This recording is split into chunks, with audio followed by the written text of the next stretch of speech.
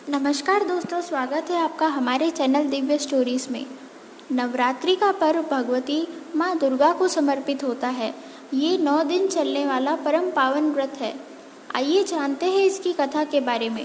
एक समय की बात है, देवगुरु बृहस्पति जी ब्रह्मा जी से बोले, हे ब्राह्मण श्रेष्ठ, चैत्र और आश्विन मास के शुक्ल पक्ष में नवरात्र का व्रत और उत्सव क्यों किया जाता है?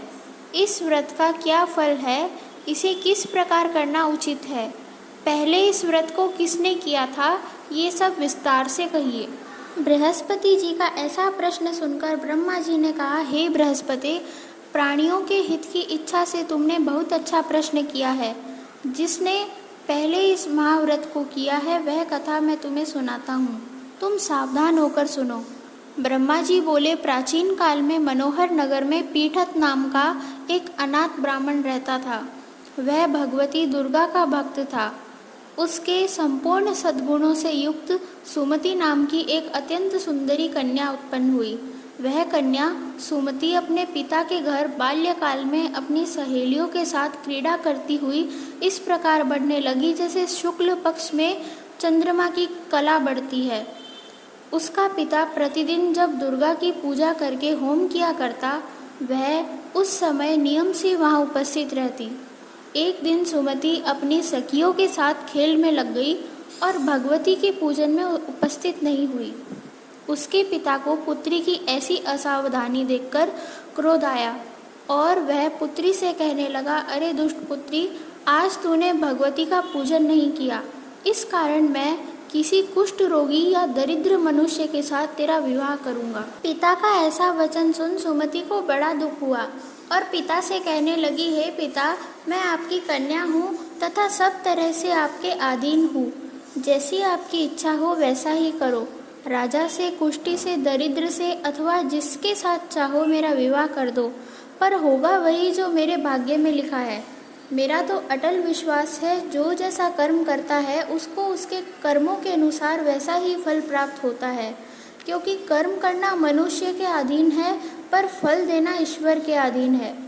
कन्या की निर्भयता से कहे हुए वचन सुन उस ब्राह्मण ने क्रोधित हो अपनी कन्या का विवाह एक कुष्ठी के साथ कर दिया और अत्यंत क्रोधित हो पुत्री से कहने लगा, हे पुत्री, अपने कर्म का फल भोगो, देखे भाग्य के भरोसे रह के क्या करती हो। पिता के ऐसे कटु वचनों को सुन सुमति मन में विचार करने लगी, मेरा बड़ा दुर्भाग्य है जिससे मुझे ऐसा पति मिला। इस तरह अपने दुख का विचार करती हुई वह कन्या अपने पति के साथ वन में चली गई और डरावने कुशायुक्त उस निर्जन वन में उन्होंने वह रात बड़े कष्ट से व्यतीत की। उस गरीब बालिका की ऐसी दशा देख देवी भगवती ने पूर्व पुण्य के प्रभाव से प्रकट हो सुमति से कहा, हे दीन ब्राह्मणी, मैं तुझसे प्रसन्न हूँ, तुम जो चाहो सो वरदान मांग सकती हो। भगवती दुर्गा का यह वचन सुन ब्राह्मणी ने कहा, देवी आप कौन है, वह सब मुझसे कहो। ब्राह्मणी का ऐसा वचन सुन देवी ने कहा कि मैं आदिशक्ति भगवती हूँ और मैं ही ब्रह्म विद्या व सरस्वती हूँ।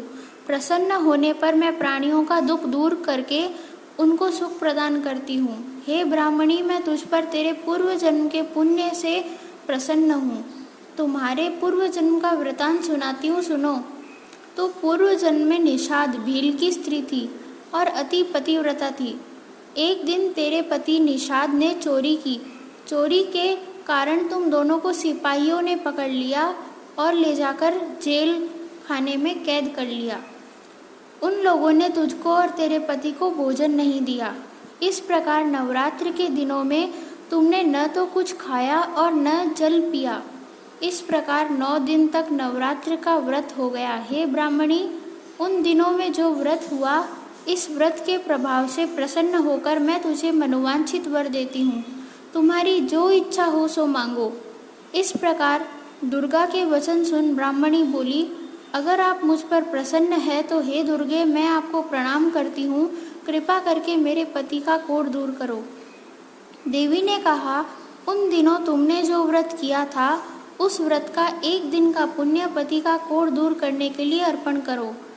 उस पुण्य के प्रभाव से तेरा पति कोढ़ से मुक्त हो जाएगा। अपने पति को स्वस्थ हुआ देखकर ब्राह्मणी ने देवी की स्तुति की। उसकी स्तुति से प्रसन्न होकर भगवती दुर्गा ने उसे वरदान दिया कि तुम्हें उद्दालक नाम का पुत्र होगा, जो अति बुद्धिमान, धनवान, कीर्तिवान और जितेंद्रिय होगा।